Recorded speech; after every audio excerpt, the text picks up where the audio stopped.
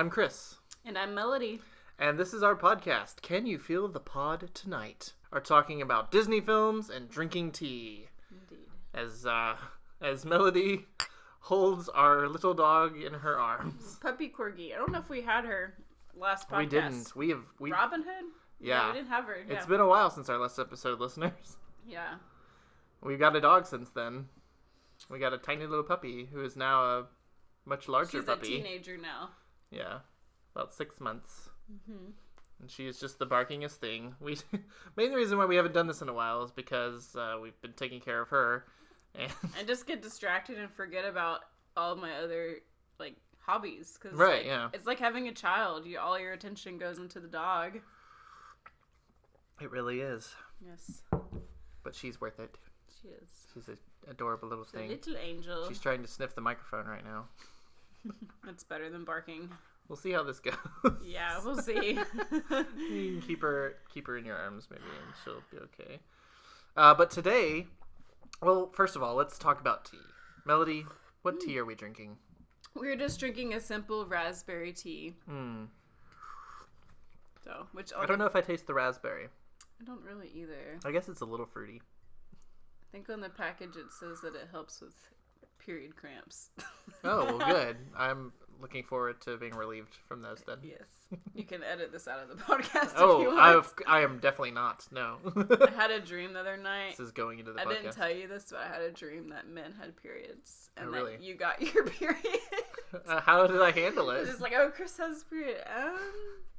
It was just like a Was normal I just like, thing. ugh, Melody, I got my was period. Doing laundry and I found some blood on your shorts or something. Was it my first period ever?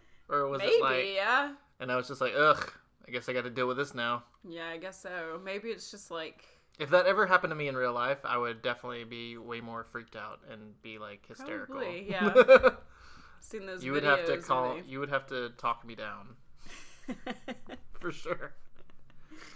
Well, today we are talking about yet another Disney film, except we're doing things a little bit differently. As we started this podcast, I definitely said that we were going to be sticking to the Disney canon, which means like their official sort of Disney theatrical released animated films. Mm-hmm.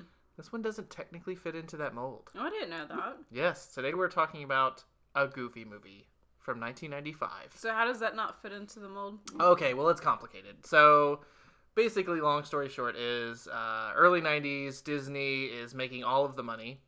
They're diversifying. They are opening extra studios in other countries.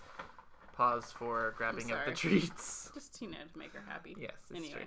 True. So Disney is diversifying. They're opening other studios. They've got a division making television shows, division working on other projects, and they have this idea for expanding or adapting one of their most popular TV shows, Goof Troop. Oh, it was a TV show. That's right. Right. It originally started as an idea for a TV movie or a series, like a special. Mm-hmm. So they were going to make like a sort of series end special for Goof Troop. And then they had the idea, why don't we expand this into a feature film? But for whatever reason, they did not consider this part of their sort of in rotation. And really what that just means is that they didn't get the main unit in Burbank to work on this film. So this movie was animated by their team in France. Some people in Australia worked on this movie. So a lot of their sort of joint divisions worked on this. And it also didn't have as big of a budget as a Lion King. Yeah, I guess I can kind of see that. So yeah, if you look at this movie, when we're kids, we don't really notice a difference between animation styles or necessarily quality. But if you look at this movie now, it still looks really good, but it definitely doesn't have that sort of scope, epic sense of scale that The Lion King did, which came out a year before this movie. Yeah. So, this movie's technically got the Disney stamp on it, but I think it's part of this sort of Disney Toons production, which went on to do they did the DuckTales movie. I think they did the DuckTales movie before this one. It is a treasure, though. It is a treasure. I love this movie. That's mainly why we wanted to talk about it. Yeah, because both of us love it, and brings back a lot of childhood memories. It was my dad's favorite Disney movie growing up. That's adorable. Probably just because it was a father-son type of thing. Yeah. he liked the scene, the Lester's Possum Park scene. Yes, a very strange sequence. I know. Yeah, so I have a really odd memory that I actually didn't tell you this either. Of like my cousins, like my uncle, my mom's brother, like their family. They were just kind of a wild card of a family. You never really knew like when you were gonna see them. Like we hardly ever saw them growing up, but they were always really fun. If y'all are listening to this, hi guys. Love y'all. You're really fun. They really are. They're the fun. Yeah, I mean, I just wanted to be like my cousins, I guess, because they were older and cool, and I was still like in elementary school. But they just randomly came by our house one night and gave us the Goofy movie. I don't know why. Maybe it was like my sister's birthday or something. Okay. They were just like, "Here's this movie, like you'll love it," or something. Some strange, yeah. So You'll love it. Yeah, and we watched it, and it reminds me of like when I was in high school and this girl went around and like made a bunch of burnt copies of My Chemical Romance's "Welcome to the Black Parade" and just handed them out to people. It's like when LimeWire was getting, it's like, yeah, but it was like a religious nut like handing out like their gospel of right, music. the gospel of My Chemical Romance. Oh It's just like, here, take this, emo for everyone. Yes, exactly. Well, that's a beautiful story. It was a beautiful story, yeah. And just loving that movie, wanting to be like Roxanne because she was a cute cartoon that was trendy at the time. That's one of my early memories. I remember seeing the preview for this movie, and they just showed like a quick clip of Roxanne, and I remember being like, oh my gosh, that is a cute whatever that is. What is that thing? The cartoon is like, cute cartoon. It's supposed to be a dog, but I guess so. What about it is weird like a dog? Talking about it now, yeah, I guess, yeah. That is a weird thing about this, is that, you know, Goofy is technically a dog. And I think maybe we've talked about this with Disney animation before, where the more human something looks, then the more like you like it. Kind of like with the Pinocchio podcast, we talked about how he looked kind of more of just like this toy, but then they made his face look more boyish for the audience to relate to it. So maybe that's why the dogs like barely look like dogs. Right. Well, Goofy wears a hat and clothes, which is why we more identify him as being like more humanistic than like Pluto. Well, I definitely loved this movie as a kid. I have like a really fond memory of bringing the VHS copy to school. I feel like this had to have only happened like once a month, but in my memories this happened every Friday. Every Friday afternoon we watched like a movie at school. Wow. And had like snack shop or whatever. That's awesome. Like basically this cart of candy that would come by and we could buy candy. Surely that only happened once a month, because if a school did that once a week, they would have to close them down. It's just ridiculous. Regular movie theater. Yeah, basically. But I brought the VHS to school for us to watch, and I felt like a hero for doing that. Like, well, did everyone else like it? Or of course, everyone loved it. It's a great film. We got all jazzed and laughed at those funny parts, and then jazz. The music really pumps you up. I know. So yeah.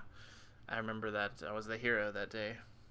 Yeah, I mean, I went to a private school growing up, and we never got to watch secular films. No. It was always like these weird religious ones that we would watch. It's really great that your dad liked that movie, though, because it's such a good father-son type of film, and I don't think my dad has ever watched this film. That's so sad. I don't know. Well, my dad doesn't watch does he ever... Yeah, watch cartoons, really? No, I mean, I'm sure he watched them with me as when I was a child. The thing with my dad is that he remembers lines of things. He's probably going to listen to this podcast too and hear it.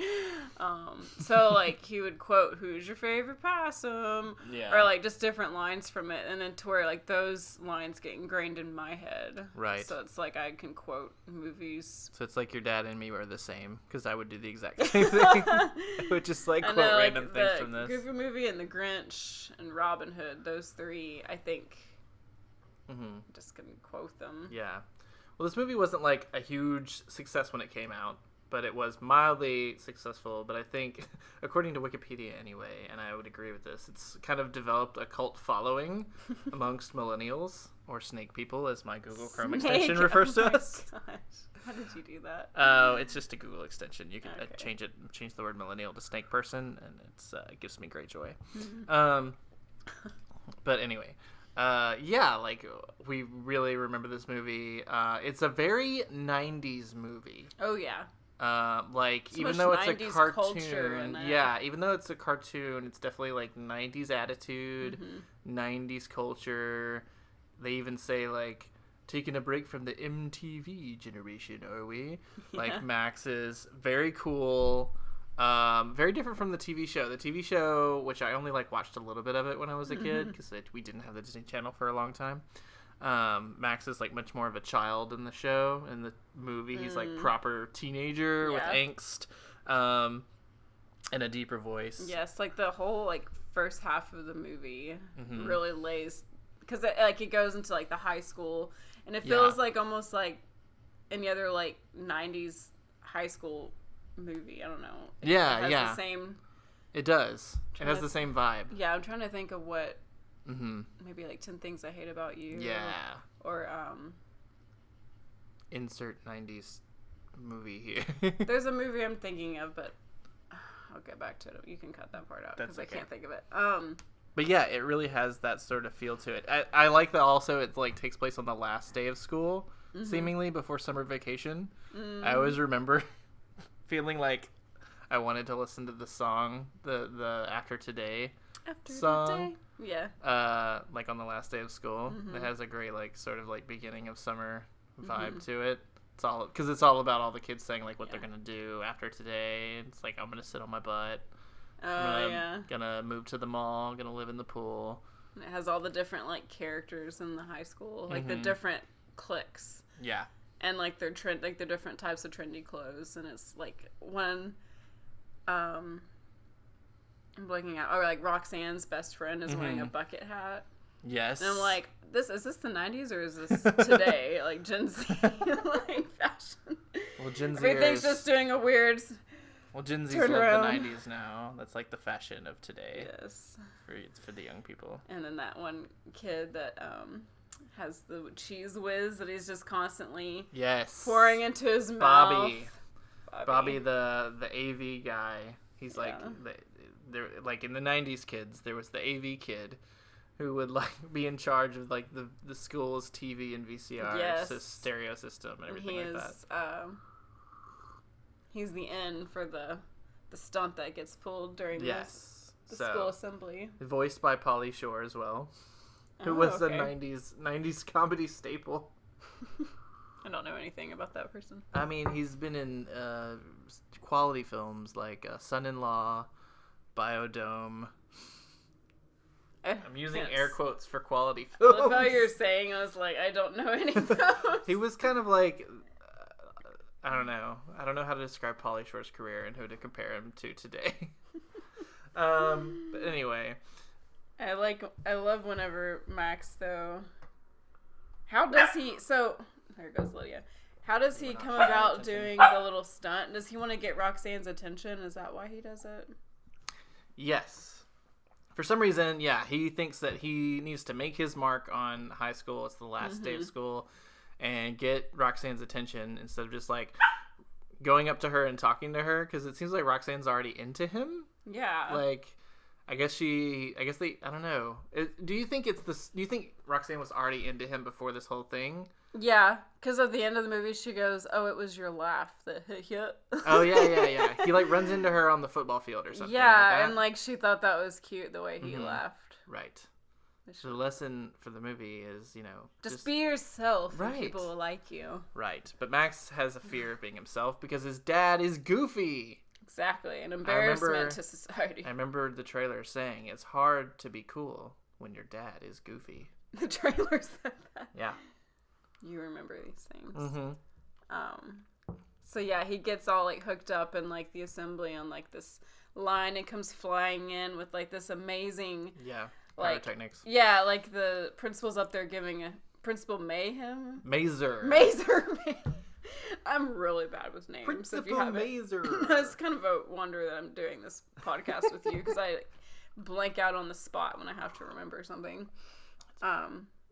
But yeah, like that is like one of the best songs in the movie that goes. And what would you describe the music style as in that sequence? Well, okay, so the whole person that they're sort of like emulating is called Powerline, and he's basically like a mix between like Prince, Michael Jackson, but with like a 90s like, I don't know, like techno flair or yes, something like he does that. have his techno kind of so pop star. Powerline is the name of the artist. So basically he's Bruno Mars. Basically. A few years ago, people were making memes about how Bruno Mars was basically Powerline. Yeah, so he does this whole stunt. He gets caught, of course. Like, what was his end plan? Like, how was he planning on, like, getting away with He's this? a teenager. They don't think, they just do on impulse. It's true. But, yeah, I remember seeing this as a kid being like, ooh, I want to be, like, rock star. I want to do this in my school. And get Yes. I even and, had... like, made all kinds of false dreams in these Disney movies. I even had, like, that idea up until, like, high school. That it would be, like, so cool if, like... at the end of the year assembly, because like we did like an end of the year sort of like assembly where kids, if you like played in a band or like had a talent or something, talked about this, then you could do it. Because I had my own version of showing off to the school too. Like in 7th grade, we had, I guess, in the best way that I could at a private school, we had chapel, and for some reason they got the 7th graders to lead worship. Maybe because the multiple different ones of us played instruments and sang. So I remember I brought my electric guitar out and jamming to some praise worship music. Being like, oh yeah, I'm going to get noticed. But nobody... I was like in the background. I don't think anyone even I think really that's the difference between a Christian school and a public school as well. Yeah. So I feel like the cool kids at my school did like a Misfits song or something like that. Oh, they really? did like a proper punk song. It's funny. Well, we kind of punkified it because I had like my electric guitar and playing these power chords to worship music. So Gotcha. And then one of my friends, Pierce Williams, did for his end of the year assembly, did the entire Napoleon Dynamite dance. Oh my gosh. Which tells you around about when I graduated high school. Yeah. Well, we already gave it away that we're millennials, so right. That just kind of puts it in. Right. So the principal, voiced by Wally Shawn, noted voice, calls... Oh, okay. I know who he is now that you said that. His Inconceivable. Voice. Inconceivable Man. That's who he is. He doesn't have any other name. He's Rex on Toy Story as well. Yes. I mean, My Dinner with Andre as well, but you know, the kids will know him from Toy Story. He calls Max's dad Goofy. He calls Goofy, and basically freaks out on him because he's so mad. Let's back up a little bit from that. Okay. Whenever he's sitting in like the waiting room to go see the principal for his bad behavior, what's his name? Bobby? Oh yeah, PJ. Cheese Whiz guy. Oh yeah, Bobby. Yeah. Yeah. He's sitting in there, and then, like, Max has still got, like, that rebellious streak, and then, like, the secretary, he starts, like, dancing with her. He's like, everybody mambo! And he's like, dance with her, move with her. Yeah! Dance with her, groove with her. I think that was in the trailer. Bobby does have all the best lines. So funny. And then it was like, I'll let you I used to say, like, dude, need fundage, bro. Okay, yeah. So he calls Goofy and he freaks out on him and he tells him that he's gonna end up in the electric chair. Ends up in the electric chair. He like totally, overplays what Max did, and Goofy... And as a kid, I thought that the school had an electric chair. I was like, oh my gosh, like high schools can just straight up kill you when you get older. Yeah, when I was a kid, they told us that the principal, this is like 2nd grade, they told us that the principal had an electric paddle. That's or horrible. maybe it was a rumor going around. I'm pretty sure she just had like a paddle with an extension cord attached to it. Like it was just a prop. Like it was just a like... Oh, it was a joke probably. Yes, maybe. but they probably told kids it was real. Out of fear. That's horrible. I know. We were all afraid we were the gonna times have have paddle. changed. Like I know. Yeah. This is back when you could just threaten children with violence into behaving. Segue into watching Carrie the other week. Yeah, psychiatrists would totally be okay with it now. Anyway, so Goofy's like, I gotta take Max away, and he just like a message from heaven. He gets the idea to take him on a fishing trip, a road trip. His dad, since he's so goofy and simple, maybe he thought the principal was like literal about the electric chair. Well, I guess It's like anyway, but so they go. They have a fun little musical note in the car ride there. Everybody's like engines are clicking and going into time. Yeah, so it kind of becomes like a road trip movie, which I love. And a father-son bonding movie, which I don't think we Disney really does a lot. No. We don't really have a lot of examples of like really good, I think, father-son bonding movies.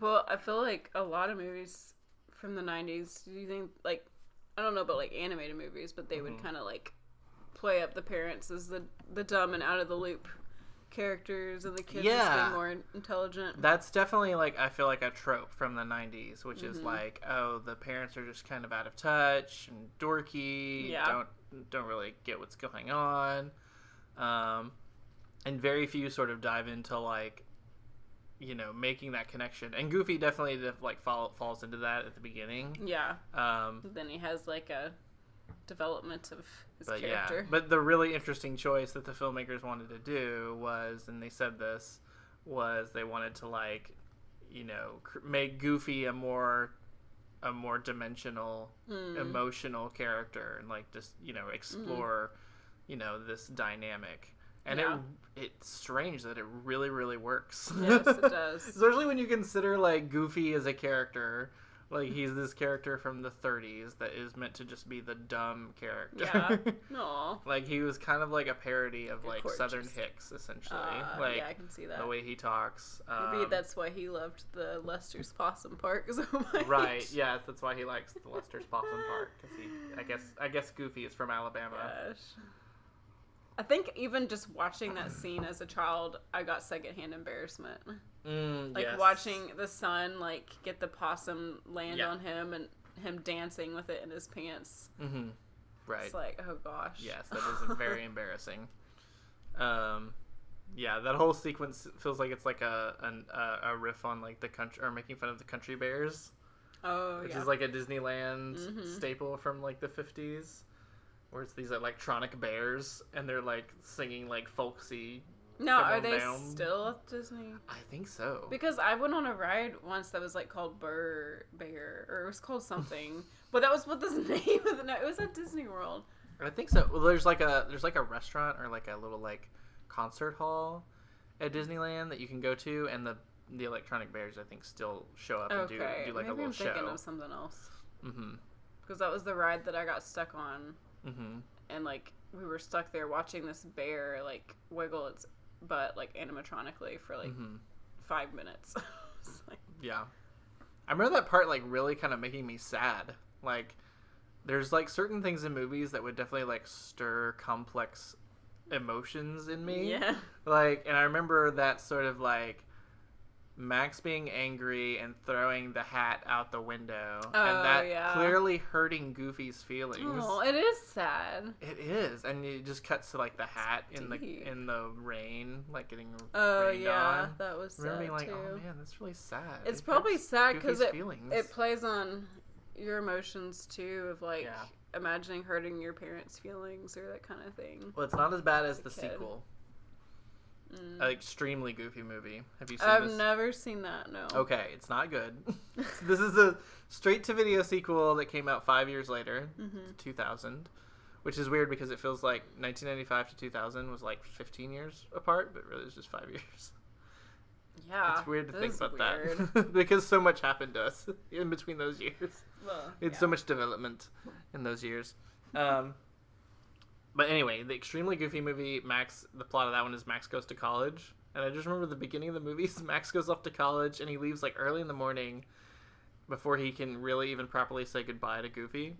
And Goofy like goes into his bedroom and there's like nothing in there because he like cleaned it off and just moved away. Except for like his teddy bear, his like childhood teddy bear. And Goofy just like picks up the teddy bear and holds it like it's a baby and just sits sad on his bed. It's so sad. It's like, and where is Max's mom and all of this. Was Goofy ever married? Oh, I'm assuming Goofy... You said something funny when we were watching it. Just picture, at some point in time, Goofy had to have had sex. I mean, Goofy has a son. Therefore, we have to imply certain things that happen. Oh my god. I'm assuming Goofy is a widower. Yeah.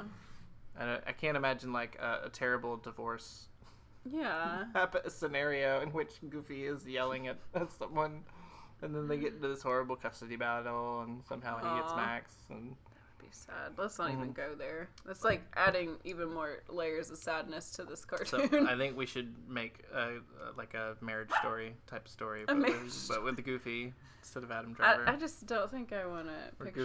Goofy punches a wall. Yeah, I don't want to picture any of that. It's too depressing. Yeah. Okay, well, then Max decides to take things into his own hands, changes the map that they're using, and... He doesn't want to go to whatever nature camping thing. Right. Lake Destiny is where they're going. Because he previously lied to... Roxanne, saying that, I'm going to the Powerline concert because, like... Yeah. She thought that he just didn't like her, and that's why he said he couldn't go. Mm-hmm. On this outing or whatever it was with her. Yeah. So he's like, now I gotta make this actually come true. Otherwise. Yeah, which I would pointed this out in this rewatch, which I didn't think of as a child ever, but I'm like, why couldn't he just be like, hey, Dad? Because at a certain point, his dad is like, I'm gonna let you pick out all the stops from here to the lake. Mm-hmm. Why can't he just like be like, hey, Dad, can we go to Los Angeles and go to this concert before the lake? Yeah. But then doesn't his dad say that when they're floating on the cars? He's like, I would have, like... Does he say that, or am I making that up? I think it's just after they have their argument, he's just like, well, he tells them everything, and he's just like, well, we got to get you to this Powerline concert then. Yeah. Yeah. But, yeah, it feels like he could have just talked to his dad, but, you know, he had to grow first. He did have to grow. He had to have a moment, because he clearly doesn't trust his dad. Yeah. There's just so much, we haven't even touched on the relationship between, the dad and keep him under your thumb, Goof. Yeah, the toxic masculinity. Yes. Pete and his PJ. son, PJ. Mm-hmm. Poor little PJ. Yeah. I did think their camper was really cool though. Oh yeah. Kid. Like that was what and we never camped like that growing up. We just had tent camping. It's an unrealistically large camper. Yeah. It's like a swimming pool and a basketball court and bowling alley. Just all pops out. And Giant. They're just giant hanging out TV. together, and then they have the part where they throw the fishing rod and then does stake on it, and it attracts the Bigfoot. Yes. And then the camper just folds up within like 10 seconds, and they're out. He just leaves Goofy to die. Yeah, he shows how much he cares about his friends. Yeah, it's terrible. Yeah. But that whole like subplot where he basically is just like. I cracked up at it because when they're talking about when Pete finds out that Max changed the map and he tells Goofy, he's like, oh, you tried, Goof. He's just a bad kid. That's all. Like, my God, man. He's just like, his view is all children are bad and need to be kept under your thumb. Yeah. It's almost like what the principal's view was in a way. Yeah. Which really kind of leads us to, our... like the climax of this film in which, Goofy finds out that Max changed the map. He's clearly upset about it. And the scene where he's like, tell us where we're going, left or right. And he has to decide if he's going to go to the lake or if he's going to go to Los Angeles. This highway, which is how I used to always like imagine left and right. I think a lot of kids used to. Yeah, that helped me too at one point. Whenever I had to think about left or right, I would just imagine right, that left, freeway. Right. Left. I would just imagine that freeway. Or he yells right. He goes left. Okay. Left. Yeah. Uh-oh. Lydia agrees.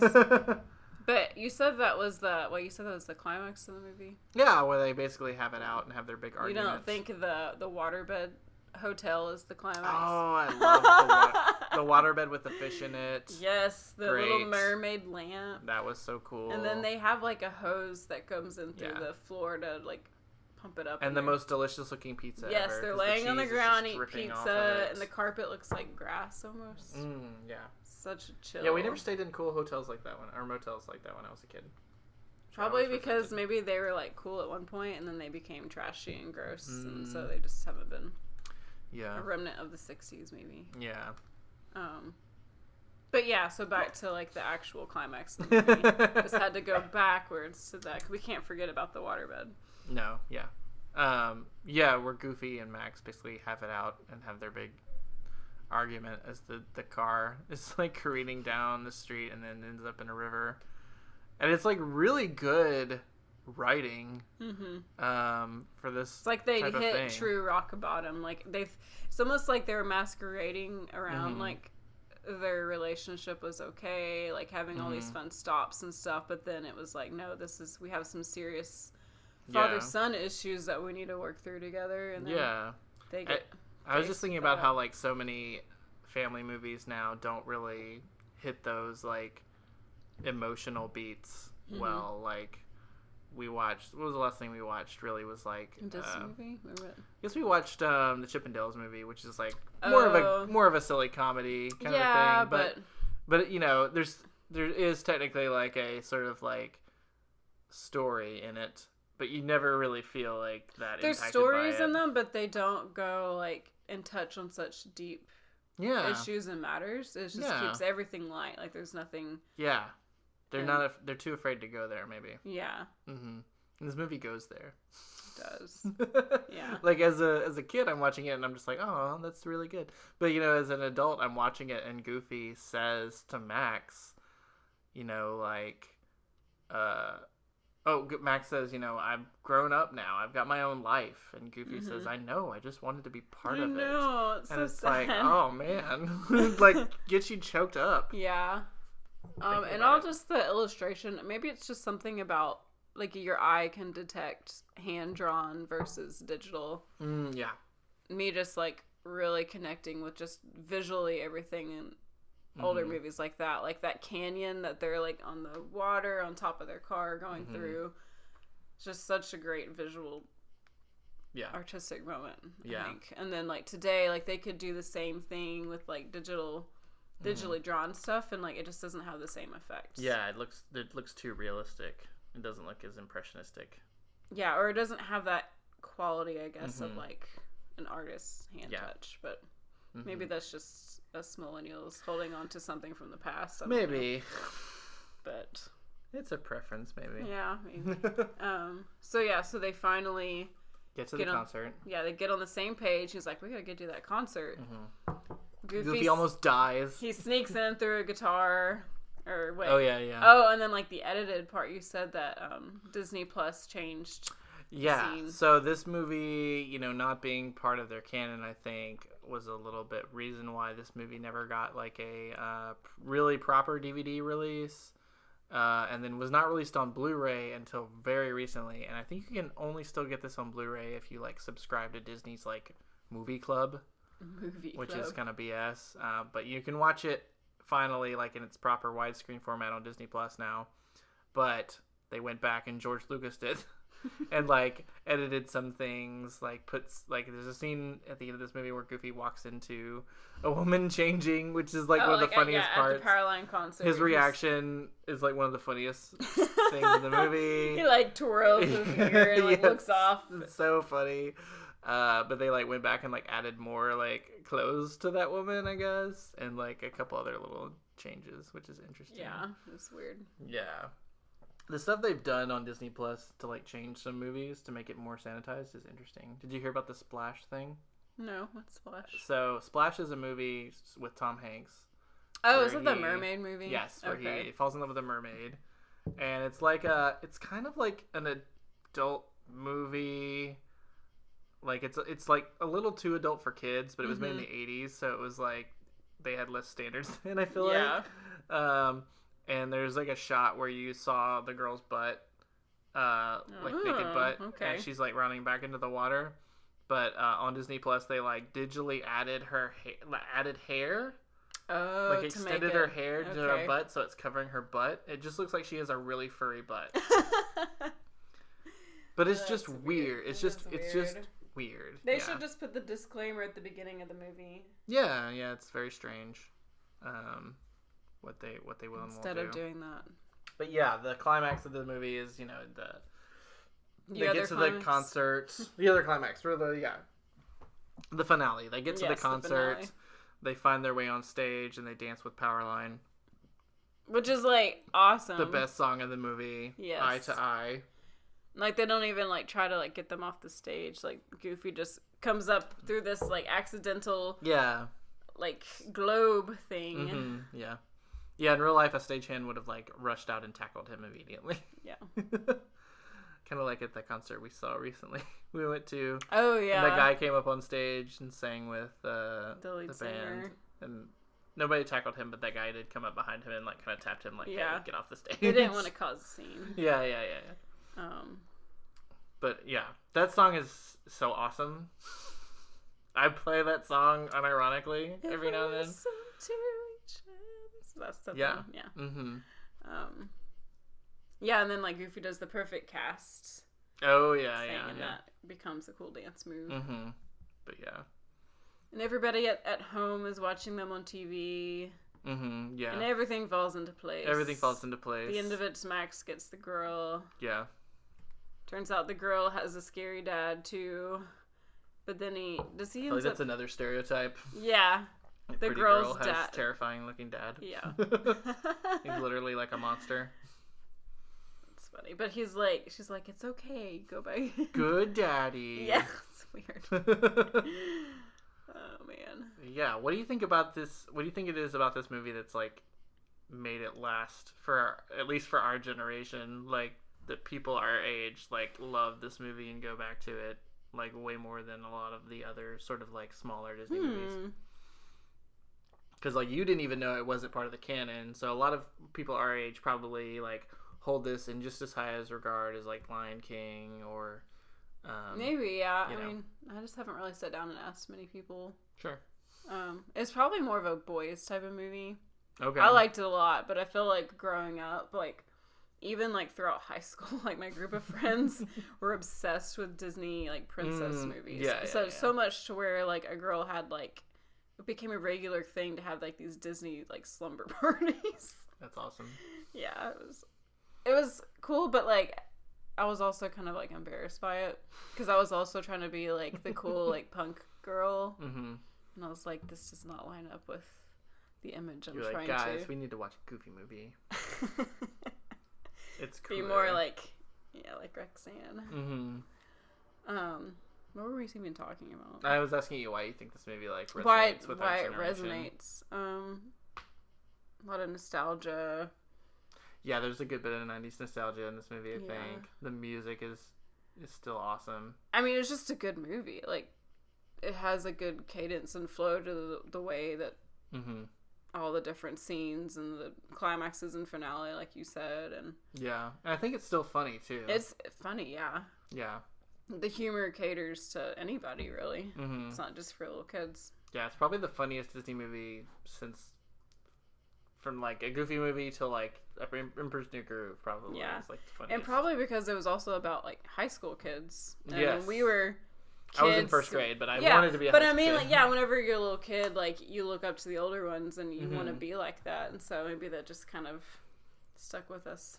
Yeah, I definitely tried to find, like, a red hoodie t-shirt. And it doesn't really exist. Yeah. So watch that. Yeah, anything else we can think of we wanted to talk about? I feel like we've talked a good while. Yeah, we've talked a lot, yeah. I mean, I think that's all I got. Unless you have anything. No, I think it's good. We pretty sealed it up. Yeah. Unless any listeners out there can tell us. Well, do you think we should watch a Goofy, do you think we should watch an extremely Goofy movie? To be honest, I've seen, like, bits and pieces of that. I've never watched it all the way through. I don't think there's enough to talk about. It would be a good, like... just for us to play during the day while we're, like, cooking or playing with the dog. I feel like I did try to turn it on at one point, and then I didn't really pay much attention to it. Yeah. So, there's, like, one funny part where Goofy, like, shows up at college, and it's just, like, a reaction. Like, Max's reaction. Yes. Just, like, screams really loud. We don't want to see Goofy get his feelings hurt again. Yeah. Well, Goofy gets a girlfriend in that one. Oh, he gets a girlfriend. He ends up dating the librarian at the college. Oh, yeah. I think And they're both, like, into disco because they're old. And we're not old. No, we're not old. We're not probably the same age as Goofy is in the movie. Okay, well, I don't know what we're going to talk about next time. We've actually watched a couple of Disney movies since then with the like expectation of talking about it, and then didn't. So maybe we should go back and like, if we get enough likes and people that are like, hey, keep doing this, maybe we'll go back to having. Kris has his horror movie podcast that he does more frequently. Yes. Which I will also be a guest on pretty soon. I'm excited. Yes. So. Well, if you want to hear us talk more about Disney movies, let us know. Send us a message or a comment or something. And hopefully we'll be back soon to talk about another Disney film and drink some more tea. Yes, and if you have any tea suggestions, let us know too. Preferably not caffeine if we're doing this at night, like how we're doing it now. Because we're old. Do you have anything to say, Lydia? Oh, she's passed out. Okay, good. Okay, good. Nothing to say.